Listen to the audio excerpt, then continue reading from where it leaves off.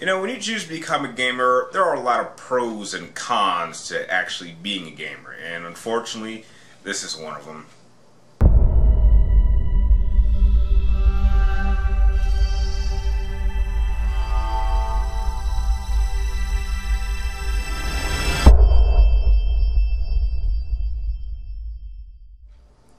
What's up again, guys? Brian here at 3TR, sharing with you another video game related tops list for you to share with you guys today.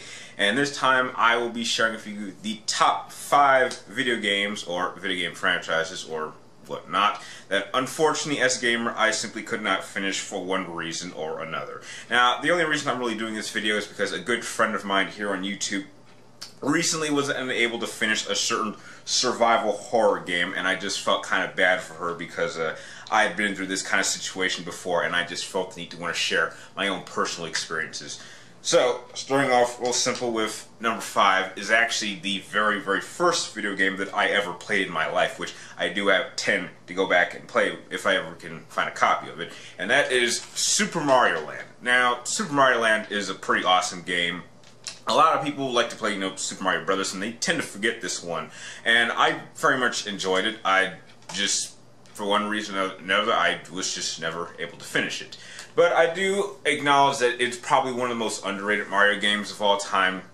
I don't seem to know why. I mean, it's a standard Mario game, and I guess at the time, because I think that games back then were a lot harder because you actually had to get better at it. And I guess as a 5-year-old, I don't know, I guess I just didn't have the tolerance for frustrating games. But it still has stayed to me to this day because, I mean, for God's sake, I mean, getting a phone cover like this for my Galaxy phone, I mean, this is my ringtone for it. That way I'm always reminded every time I get a phone call that I need to go back and play this game. So that's why it's number 5 on this list.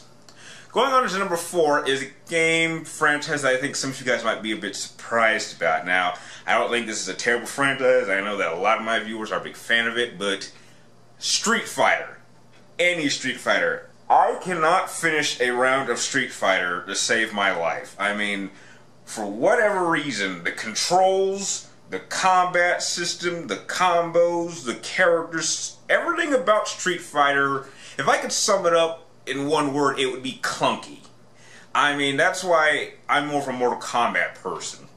And I don't know, just something about Street Fighter just doesn't work. I mean, the last time I even played a Street Fighter game was probably maybe a Street Fighter Alpha at my brother's house, and I literally was just pressing the same button over and over again. And I've just looked at Street Fighter 4 and said I don't want to play that game. And even though technically Street Fighter 5 is only coming to PC and the PlayStation 4, I have absolutely no interest in even touching a controller that's connected to this game. Now, I know that some of you guys are really good at Street Fighter, and for whatever reason you have a gift that unfortunately I have just yet to receive. So that's why it's Street Fighter. Any Street Fighter game is number 4 on this list. Going on into number 3 is a game that's actually part of a franchise that I originally didn't like, that I ended up loving, and then over time it's kind of gotten a little bit boring to me. And that is, unfortunately, Assassin's Creed Revelations. Now, look, I, for one reason or another, never played the first one, or I tried to play it and I couldn't get past the first 5 minutes of it. And then I picked up Assassin's Creed 2, and I absolutely loved it. And then I picked up the sequel, which was Brotherhood, and I love that one even more, which I think this is like maybe my second favorite Assassin's Creed game. But for whatever reason, when I got to Revelations, I don't know, after the first 4 hours, I just got sick and tired of playing it. Maybe it was the fact that it just felt too identical, and I kind of understood the status quo of how these games are going to function. Or maybe I was just sick and tired of playing as Ezio. His story just was not interesting to me in his later life. And, you know, it was a common sign of things to come, because trust me, there were certainly some Assassin's Creed games that have come afterwards that I've either avoided completely or just refused to play. So I guess Revelations was really the start of my downward spiral of just not really being all that interested in Assassin's Creed, which is why the only game that really got me back into it was Assassin's Creed 4, and I had a hard time even getting through Rogue, even though technically Rogue pretty much felt like an expansion of Black Flag, which is the only reason why I got that one and didn't want to play Unity. But beside the point, just could not finish Revelations for one reason or another, and that's why it's number 3 on this list.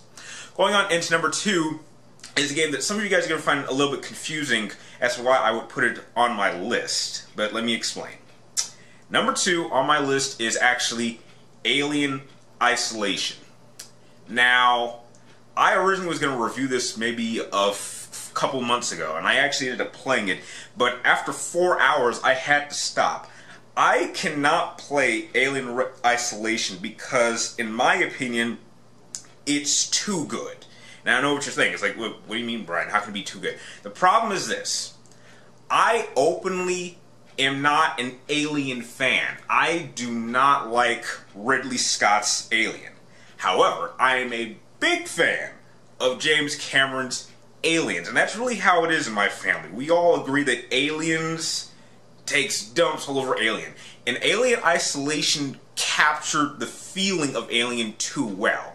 Now, if you are a big fan of Alien, you need to absolutely get this game because it is the perfect experience to anyone who was a big fan of that film. But I just simply wasn't, which is why I would go back and play Alien Colonial Marines long before I would play Alien Isolation again, even though I know this game has a lot of problems, a lot of glitching, and just a lot of bullshit story elements. But heck, it is closer to an Aliens experience than Alien Isolation, even though I still think Alien Isolation is a much better game than this, which is why it is number 2 on this list.